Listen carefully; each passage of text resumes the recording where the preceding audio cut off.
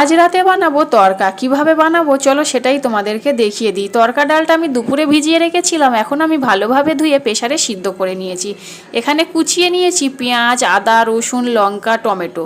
কড়াতে বেশ কিছুটা তেল দিয়ে পেঁয়াজটা একটু লাল করে ভেজে নিয়ে এখন আমি আদা রসুনটা দিয়ে আরও 2 মিনিট কিন্তু লাল করে ভেজে নেব। পেঁয়াজ রসুনটা লাল করে ভাজা হয়ে গেছে, এখন আমি কুচনো কাঁচা লঙ্কা আর টমেটোটা দিয়ে আরও একটু নাড়াচাড়া দিয়ে নিচ্ছি। এখন আমি দিয়ে দেব পরিমাণ মতো নুন আর হলুদ।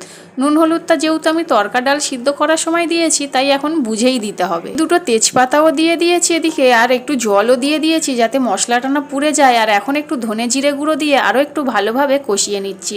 এখানে দেখতে পাচ্ছ মশলা দিয়ে পুরো তেল ছেড়ে দিয়েছে, এখন কিন্তু আমি তড়কা ডালটা ঢেলে দিলাম। প্রেসারটা ধুয়ে অল্প করে জল দিয়েছি, জলটা কিন্তু খুব বুঝে দিতে হবে, কারণ তড়কা ডালটা একদমই পাতলা হবে না, খুব ঘন হবে, তাই জলটা একদম অল্প দিতে হবে। এদিকে তড়কা ডালটা পুরো ফুটে গেছে দেখতেই পাচ্ছ। আর এখন আমি একটু কাসুরি মেথি আর মিষ্টি দিয়েছি, দিয়ে নাবিয়ে নেব। আর এখানে দেখছো কতটা ঘন হয়েছে, আর খেতেও কিন্তু ভীষণই ভালো হয়েছে।